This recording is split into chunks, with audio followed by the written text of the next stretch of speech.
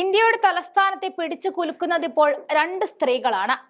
ഒരാൾ ഭരണപക്ഷത്തുള്ള ആളും മറ്റേയാൾ പ്രതിപക്ഷത്തുള്ള ആളുമാണ് എന്നതാണ് ഏറ്റവും ശ്രദ്ധേയമായ കാര്യം. ഭരണം കിട്ടി ഒരു മാസം കഴിഞ്ഞിട്ടും പ്രതിപക്ഷത്തെ സസ്പെൻഡ് ചെയ്തുകൊണ്ട് രേഖ ഗുപ്ത മുഖ്യമന്ത്രിയായിരിക്കുന്ന സർക്കാർ BJPയുടെ പതിവ് ഒഴിവാക്കൽ തന്ത്രം പയറ്റി നോക്കി. എന്നാൽ ചുമ്മാതെ ഈ വിഷയം അങ്ങനെ വിടാൻ ഒരുക്കമല്ല. ബില്ലും അമ്പും കുലച്ചുകൊണ്ട് ഡൽഹിയുടെ പ്രതിപക്ഷ നേതാവ് അതിഷി അങ്ങ് രാഷ്ട്രപതിയുടെ അടുത്തേക്ക് എത്തുകയാണ്.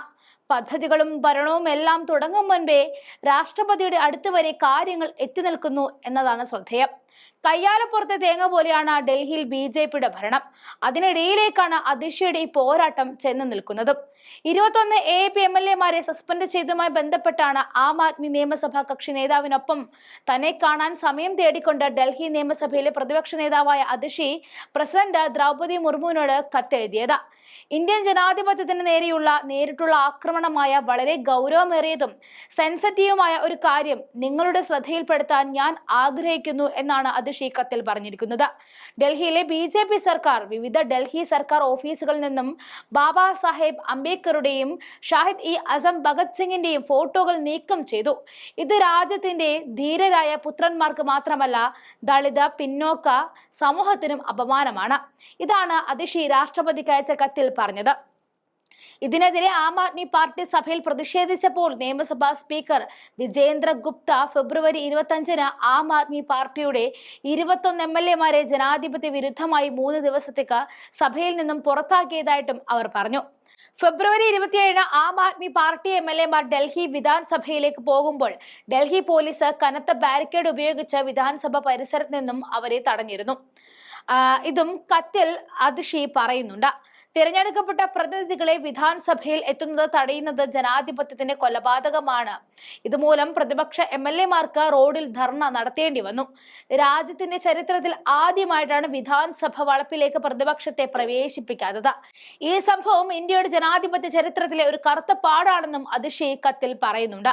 ഇങ്ങനെ പ്രതിപക്ഷത്തെ തടഞ്ഞാൽ പിന്നെ ആരാണ് പൊതുജനങ്ങളുടെ പ്രശ്നങ്ങൾ ഉന്നയിക്കുക എന്ന ചോദ്യവും രാഷ്ട്രപതിക്ക് നേരെ അതിഷി ഉന്നയിക്കുന്നുണ്ട്. ഒരു ജനാധിപത്യത്തിൽ സാധാരണക്കാരുടെ ശബ്ദം കേൾക്കാൻ കഴിയണമെങ്കിൽ സർക്കാരും പ്രതിപക്ഷവും ഒരുപോലെ ഉണ്ടായിരിക്കണം. എന്നാൽ ഇപ്പോൾ സംഭവിക്കുന്നത് പ്രതിപക്ഷത്തെ അടിച്ചമർത്താനുള്ള ശ്രമമാണ്. അതുവഴി പൊതുജനങ്ങളുടെ ശബ്ദവും അടിച്ചമർത്തപ്പെടുകയാണ്.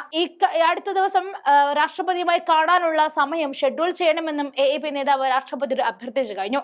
ഡൽഹി നിയമസഭാ വളപ്പിൽ പ്രവേശിക്കുന്നതിൽ നിന്നും ലോപ്പി അതിഷിയെയും മറ്റ് AAP MLA-മാരെയും തടഞ്ഞിരുന്നു. തുടർന്ന് അവർ പുറത്ത് ധർണ നടത്തി. ഡൽഹി അധികാരത്തിൽ വന്നതിന് ശേഷം BJP സ്വേച്ഛാധിപത്യത്തിന്റെ എല്ലാ പരിധികളും ലംഘിക്കുകയാണെന്നും മുൻ AAP മുഖ്യമന്ത്രി അതിഷി പറഞ്ഞിരുന്നു. ലഫ്റ്റനന്റ് ഗവർണർ VK സക്സേനയുടെ പ്രസംഗത്തിനിടെ സഭാ നടപടികൾ തടസ്സപ്പെടുത്തിയതിന് ആം ആദ്മി പാർട്ടി MLA-മാരെ നിയമസഭയിൽ നിന്നും സസ്പെൻഡ് ചെയ്തിരുന്നു. മുഖ്യമന്ത്രിയുടെ ഓഫീസിൽ നിന്നും BR അംബേദ്കറുടെ ഛായാചിത്രം നീക്കം ചെയ്തതിൽ പ്രതിഷേധിച്ചുകൊണ്ടാണ് AAP പ്രതിഷേധം അറിയിച്ചത്. ആം ആദ്മി നേതാക്കൾ നിയമസഭാ വളപ്പിന്റെ ഗേറ്റിന് പുറത്ത് ധർണയും നടത്തി. അതിഷി ഉൾപ്പെടെ 22 AAP MLA-മാരിൽ 21 പേരെ സഭയിൽ നിന്നും സസ്പെൻഡ് ചെയ്തുകൊണ്ട് BJP സർക്കാർ ഉത്തരവ് പുറപ്പെടുവിച്ചു.